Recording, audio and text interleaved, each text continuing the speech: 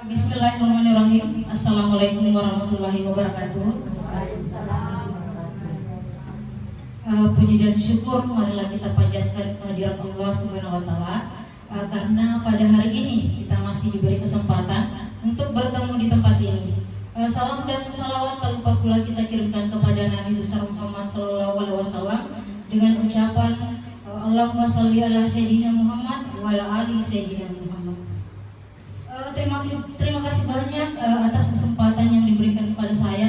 Saya merasa bangga bisa datang di sini, bisa berbagi ilmu, di mana ini adalah salah satu tugas kami di pendidikan grup penggerak, yaitu diseminasi budaya positif bersama saya Diki Ukas, calon guru penggerak angkatan 10 Kabupaten Blue.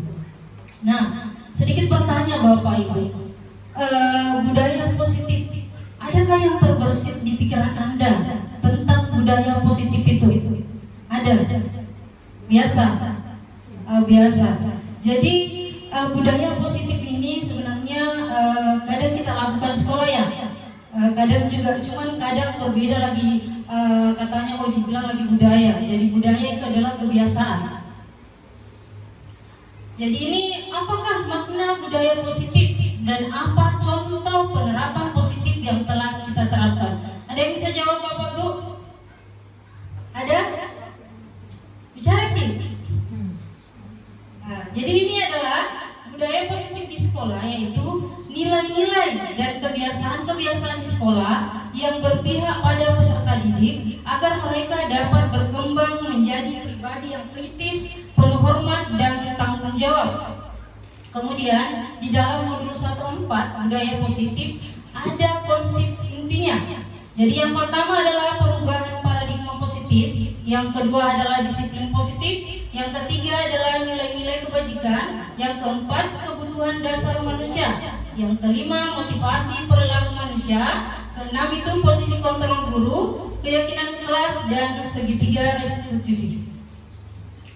Nah, yang pertama adalah pembelajaran dengan paradigma baru. Bapak Ibu yang saya cintai, yang saya banggakan, saya lagi sedikit bertanya, bagaimana cara Anda melakukan pembelajaran di kelas? Apakah sekarang ini Bapak Ibu melakukan pembelajaran yang berpihak pada murid atau berpusat pada guru? Berpihak pada murid.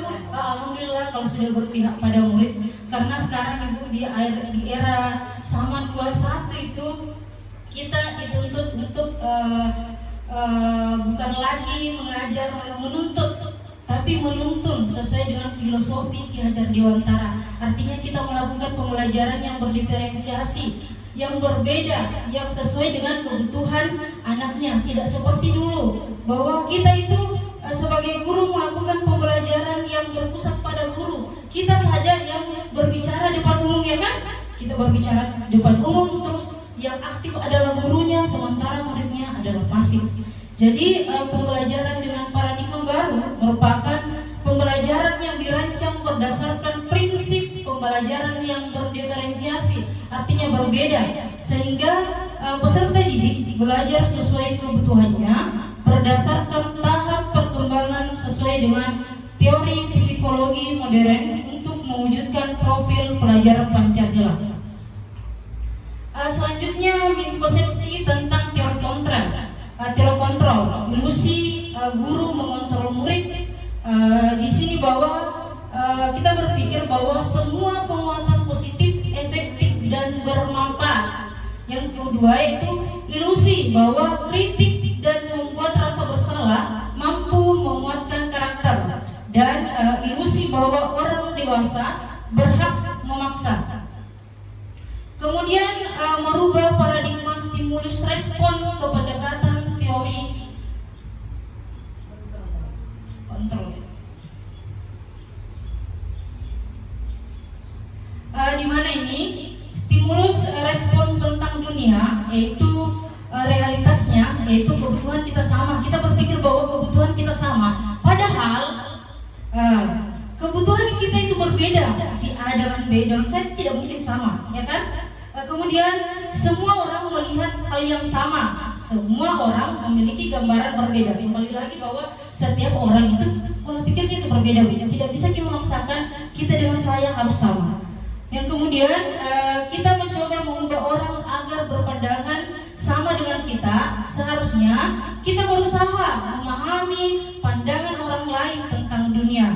Terus perilaku buruk dilihat sebagai suatu kesalahan, padahal semua perilaku itu memiliki tujuan. Kemudian orang lain bisa mengontrol saya, hanya Anda yang bisa mengontrol diri Anda. Jadi bukan orang lain, kita sendiri yang kontrol diri kita. Kemudian saya bisa mengontrol orang lain, padahal Anda tidak bisa mengontrol orang lain. Di sini pemaksaan ada pada saat bujukan gagal. Mestinya kolaborasi dan konsekuensi itu menciptakan pilihan-pilihan baru. Kemudian model berpikir menang kalah, model berpikir menang-menang. Artinya Ibu di sini dikaitkan dalam proses pembelajaran bahwa si anak itu berbeda. Kita tidak boleh memaksakan apa yang kita paksa itu ke anak kita. Sama dengan rekan guru kita, rekan sesama guru, rekan teman sejawat. Misalnya si Bu A itu adalah mau ke B, si Bu C itu adalah ke B, ke A. Itu tidak bisa. Mestinya kita harus memahami apa yang dimau oleh guru kita, ya kan? Jadi kita berkolaborasi dengan guru sehingga tercipta tidak ada menang kalah, tapi adalah menang-menang. Di sini bagaimana seseorang bisa merubah dari paradigma stimulus respon kepada pendekatan teori kontrol.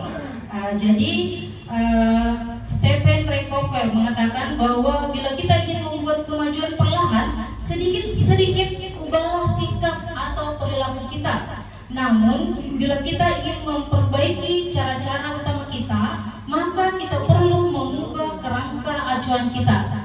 Artinya di sini Bapak Ibu bahwa stimulus respon seolah-olah orang lain dapat kita kontrol, dapat kita kendalikan, sehingga kita dapat merubah seseorang menjadi apa yang kita inginkan. Tetapi pada teori kontrol sangat bertolak belakang. Sesuatu yang sedang kita kontrol sebetulnya tidak dapat kita kendalikan, karena yang dapat mengontrol adalah dirinya sendiri, bukan orang lain. Nah, sekarang masuk di disiplin. Apa itu disiplin, Pak Bu? Apa itu disiplin? Ya.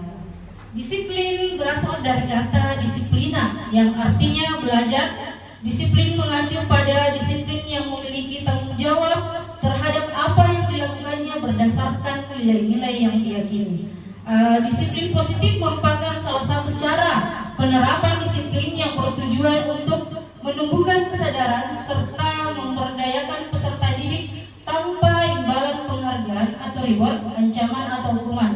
Nah, sebagai pendidik, tujuan kita adalah menciptakan peserta didik yang memiliki disiplin diri sehingga mereka berperilaku mengacu kepada nilai-nilai kebajikan universal dan memiliki motivasi intrinsik dalam perubahan perilaku ke arah yang lebih baik.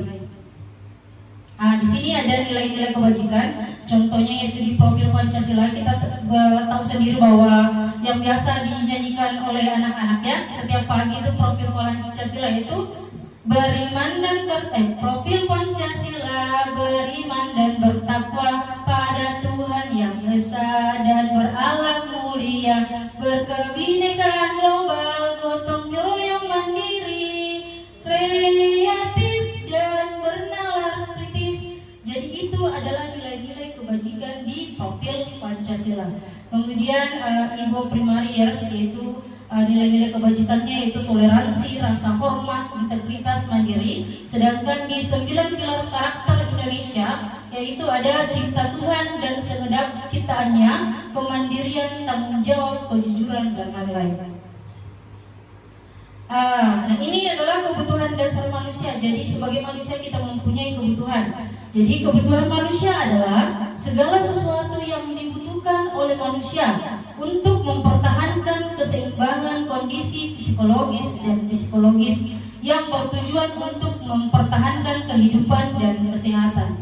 Jadi ada 5 kebutuhan dasar atau Bapak Bu. Yang pertama adalah kebutuhan bertahan hidup, yang kedua adalah kasih sayang dan rasa diterima, yang ketiga adalah kebutuhan pengakuan atas kemampuan, yang keempat adalah kebebasan, yang kelima adalah kesenangan atau merasa senang. Nah, ada contoh bahwa Ibu Ani guru kelas 5 di SD Pelita Hati sedang bingung menghadapi ulah salah satu murid di kelasnya, yaitu Agus. Beberapa anak telah datang mengeluhkan Agus yang seringkali meminta bekal makan siang mereka dengan paksa.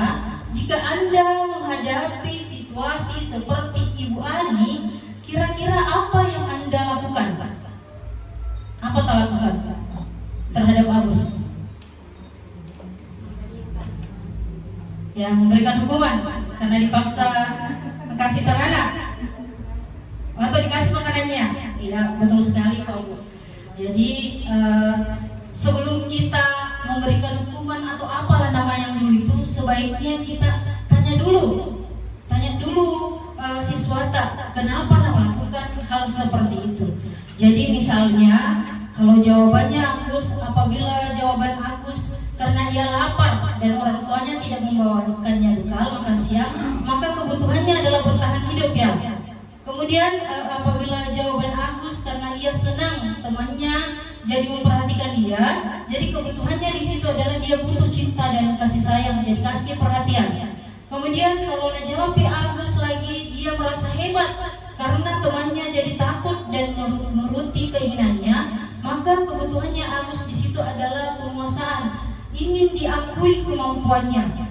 Kemudian jika jawaban Agus karena dia merasa bosan dengan bekal yang dibawakan ibunya karena selalu membawakan bekal yang sama, maka kebutuhannya adalah kebebasan, artinya kebebasan untuk memilih makanan.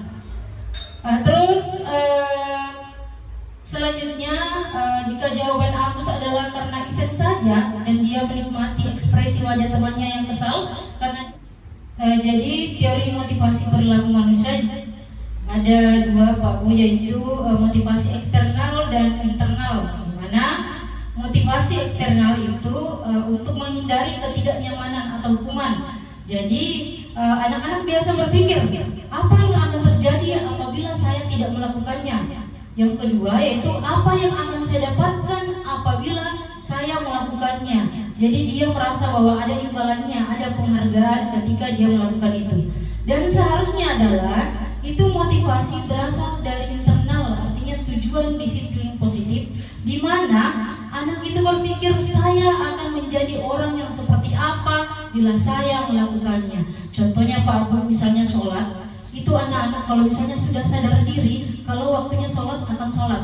Tapi kalau misalnya tidak sadar dari dirinya atau dari luarnya, misalnya kalau tidak sholat kan nanti hukum kamu mamaku, hukum ke bapakku, tahu berarti dia melakukan karena ada sesuatu yang akan terjadi. Nah yang bagusnya adalah itu dari dalam diri kita, dari dalam diri kita. Antara perbedaan hukuman dan konsekuensi dari hukuman yaitu Pak Bu, sesuatu yang menyakitkan dan harus terjadi. Kalau konsekuensi itu sesuatu harus terjadi. Hukuman membuat anak sakit, tapi kalau konsekuensi membuat anak tidak nyaman dalam waktu jangka pendek. Kalau hukumannya waktunya pasti lama. Kalau tahu hukuman anak tuh kita salah apa? Kalau tak tempeleng pasti dia akan ingat seumur hidup. Betul atau tidak? Nah makanya ini sekarang masih mau kita kasih hukuman atau tidak? Mulai hari ini semoga tidak lagi. Karena contoh Pak Bu, kita saja tahu kalau misalnya waktu sekolah nih, apapun yang terjadi, sesuatu yang membekas otomatis akan diingat seumur hidup. Saya pernah ditempeleng di SMP, tidak ditanyakan masalahnya, langsung ditempeleng. Nah, sampai sekarang saya ingat. Jadi itu adalah perbedaan antara hukuman dan konsekuensi Pak Bu. Tindakan guru, misalnya jadi ini ada saya tanya dulu, kalau misalnya mencatat 100 kali di dalam buku kalimat, saya tidak akan terlambat lagi. Ini termasuk hukuman atau konsekuensi menurut Pak Bu? Hukuman atau konsekuensi? Mencatat 100 kali di dalam buku kalimat, terus saya tidak akan terlambat lagi karena terlambat ke sekolah. Hukuman atau konsekuensi? Hukuman. Yang kedua, lari mengelilingi lapangan basket 2 kali karena terlambat hadir di sekolah, hukuman atau konsekuensi? Hukuman. Terus membersihkan tumpahan air di meja tulis karena tersenggol pada saat belajar, hukuman atau konsekuensi? Konsekuensi ya. Tada, jawabannya adalah, silakan dilihat bahwa mencatat 100 kali dalam buku adalah itu hukuman. Kemudian menggantikan kertas tugas teman yang telah dicoret-coret adalah konsekuensi. Membersihkan tumpahan air di meja tulis karena tersenggol pada saat belajar adalah konsekuensi ya. Jadi ini konsep disiplin dengan identitas gagal, sedangkan di sini adalah identitas sukses. Jadi kalau misalnya di identitas gagalnya itu berupa hukuman dan penghargaan, sedangkan kalau identitas suksesnya itu adalah konsekuensi dan restitusi. Perbedaan antara hukuman, konsekuensi dan restitusi. Jadi kalau hukuman itu Pak Bu, sekali lagi bahwa guru menghukum siswa tersebut hormat bendera selama 10 menit. Kalau konsekuensinya adalah misalnya guru memberikan konsekuensi untuk mengerjakan PR-nya saat istirahat atau dikerjakan sebanyak 3 kali lipat. Kalau restitusinya itu adalah guru menanyakan keyakinan kelas dirinya dan membantu siswa menyelesaikan masalahnya. Artinya di sini misalnya ada siswa yang sering tidak mengerjakan PR. Jadi sebaiknya kita melakukan apa? Hukuman, konsekuensi atau restitusi? Ya, restitusi. Nah, jadi ini keyakinan kelas, hukuman dan penghargaan. Mengapa tidak peraturan saja? Mengapa harus keyakinan kelas? Ini mengapa kita memiliki peraturan harus menggunakan helm bila mengendarai kendaraan roda 2? Mengapa kita memiliki peraturan 3M, menggunakan masker, mencuci tangan dan menjaga jarak 1,5 meter? Mengapa kita memiliki peraturan harus datang tepat waktu pada saat mengikuti pelatihan? Untuk mendukung motivasi intrinsik kembali ke nilai-nilai keyakinan, lebih menggerakkan seseorang dibandingkan mengikuti serangkaian peraturan-peraturan. Jadi harus sadar Ki, kalau sadar Ki pasti tergerak sendiri Ki, ya kan? Nah ini adalah keyakinan kelas. Keyakinan kelas adalah nilai-nilai kebajikan atau prinsip-prinsip universal yang disepakati bersama secara universal, lepas dari latar belakang suku, negara, bahasa maupun agama. Menurut Gosen 1998, suatu keyakinan akan lebih memotivasi seseorang dari dalam.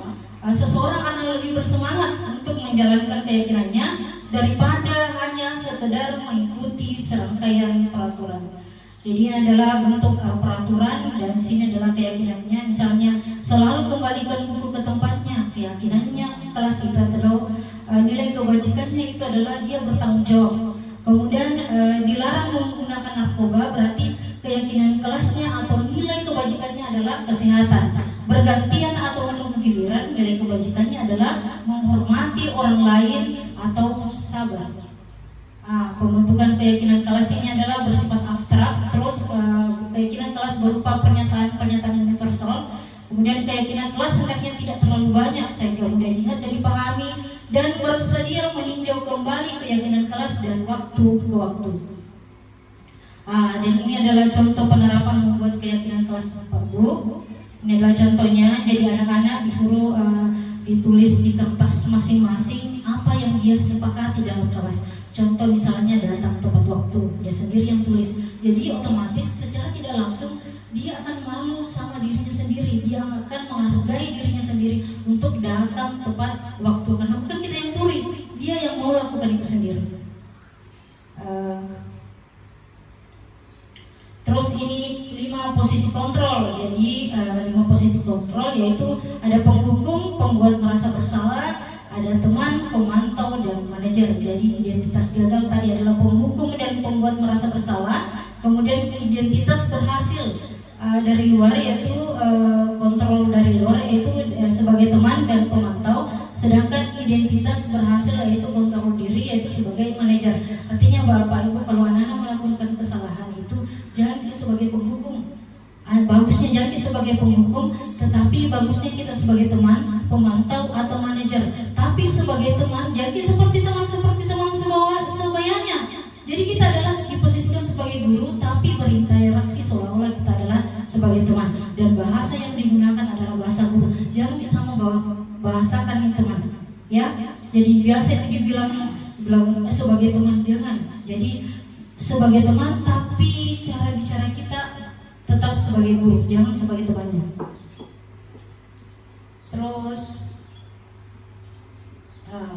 restitusi, apa sih restitusi itu? Tadi bertanya-tanya, dari tadi dijelaskan ini restitusi, tapi saya tidak mengerti Pika, apa itu restitusi. Nah, restitusi adalah proses menciptakan kondisi bagi murid untuk memperbaiki kesalahan mereka sehingga mereka bisa kembali pada kelompok mereka dengan karakter yang lebih kuat. Ini adalah dari Gosek 2004. Nah, 9 ciri-ciri restitusi itu pertama bukan untuk menebus kesalahan, tapi untuk belajar dari kesalahan, kemudian memperbaiki hubungan, tawaran bukan paksaan, restitusi menuntut untuk melihat ke dalam diri, dan restitusi mengembalikan murid yang berbuat salah pada kelompoknya. Nah, ini adalah segitiga restitusi. Jadi ada 3, yaitu yang pertama itu adalah validasi tindakan yang salah, atau yang kedua itu menanyakan keyakinan, menstabilkan identitas. Jadi kalau misalnya melakukan restitusi, yang pertama kali dilakukan Pak Bu adalah menstabilkan identitas. Jadi di sini ada menstabilkan identitas. Jadi ada kata-kata yang dikasih dikata bahwa setiap orang pasti punya salah, ibu pun pernah melakukan kesalahan. Kemudian yang kedua yaitu validasi tindakan yang salah, artinya kata-kata atau perkataan kita kepada anak yaitu kamu tentu punya alasan mengapa melakukan itu. Adakah cara yang lebih efektif untuk mendapatkan apa yang kamu butuhkan? Kemudian yaitu menanyakan keyakinan, yaitu nilai-nilai apa yang telah kita sepakati dan kamu ingin menjadi seorang seperti apa. Jadi itu sebaiknya dilakukannya Pak Bu. Ini adalah dokumentasi penerapan segitiga restitusi. Sebenarnya ini adalah bentuk video, cuma tidak bisa diputar. Jadi next. Jadi sekarang ini mari belajar bersama, berkolaborasi, saling mendukung demi mewujudkan disiplin positif di sekolah kita sehingga dapat menciptakan karakter profil pelajar Pancasila. Artinya di sini Pak Bu, sekali lagi di lingkungan sekolah kita mestinya harus berkolaborasi. Jangan ada A di sana ada B. Jadi tidak tercapai tujuan tak kalau kita tidak berkolaborasi di sekolah ini. Kalau misalnya guru-gurunya ingin memajukan sekolahnya, tapi kepala sekolahnya tidak mau, itu kan tidak tercipta. Begitupun sebaliknya, kalau misalnya kepala sekolahnya ingin memajukan sekolahnya, ingin mengadakan kombel di sekolah, tapi guru-gurunya tidak mampu, apa yang terjadi di sekolah? Semua itu tidak terlaksana. Jadi sebaiknya kita sebagai guru, sebagai manajer, sebagai teman itu kita posisikan diri di sekolah supaya di sekolah itu tercipta suasana yang menyenangkan. Sehingga kalau kita melakukan proses pembelajaran dalam kelas terbawa juga Pak Bu. Tapi kalau misalnya dari rumah ada masalah, terus di sekolah juga ada masalah baik sesama rekan sejawat atau sama beliau kepala sekolah kita, otomatis yakin dan percaya bahwa Pak Ibu pasti akan bawa di kelas seperti itu.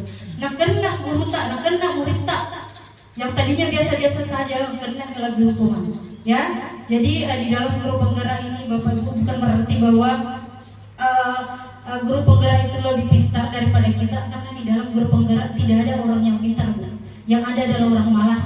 Semuanya berbeda-beda. Ada yang si A pintar ini, ada si B pintar ini. Makanya itu bagus kalau diadakan kolaborasi. Kalau ada masalah tak, terus diadakan kolaborasi, maka insya Allah masalah kita akan selesai. Jadi itulah tadi pemaparan penyebaran budaya positif. Semoga kita dapat mengambil hikmah atau pelajaran dan dapat dilaksanakan di sekolah kita. Banyak-banyak terima kasih kepada Bapak dan Ibu. Wabillahi taufiq wal hidayah. Wassalamualaikum warahmatullahi wabarakatuh. Sekian dari terima kasih.